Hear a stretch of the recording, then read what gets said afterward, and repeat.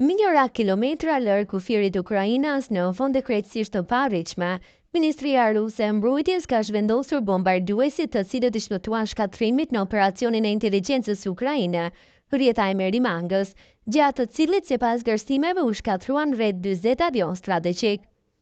Kasaforta e re për bombarduesit rus apo bë distrikt autonom i Chukotokës dhe qendra e tij administrative, qyteti i Anadyrit. Qyteti më lindor i Rusisë Anadyr ndodhet përgjatë bregut të gjirit të Anadyrit në detin Bering, rreth 6600 kilometra nga kufiri i Ukrainës. Për kamionët me dron dhe pajisje të tjera ushtarake, terreni është pothuajse plotësisht i parritshëm, pasi nuk ka rrugë që të çojnë në këtë bazë.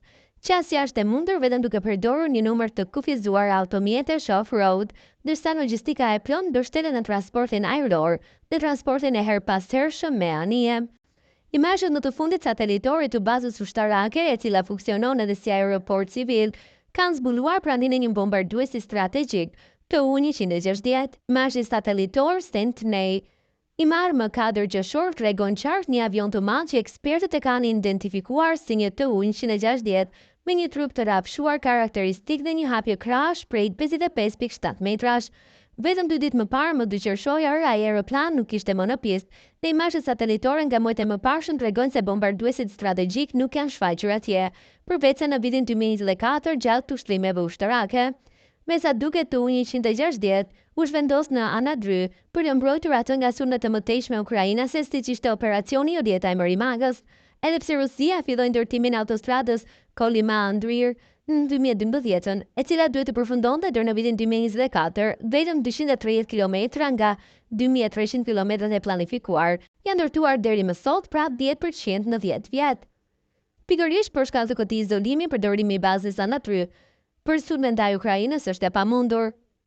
Megjithatë, baza ndodhet vetëm 500 kilometra nga kufiri amerikan, i cili sipas konsideratave ruse të sigurisë është një pozicion strategjikisht më i favorshëm dhe më i sigurt.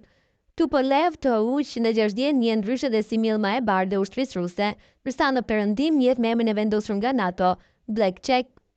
Ai është një bombardues strategjik supersonik me rreze të gjata veprimi dhe gjeometri të ndryshueshëm krahash, i zgjedhuar gjatë epokës sovjetike nga byroja e dizajnit Tupolev.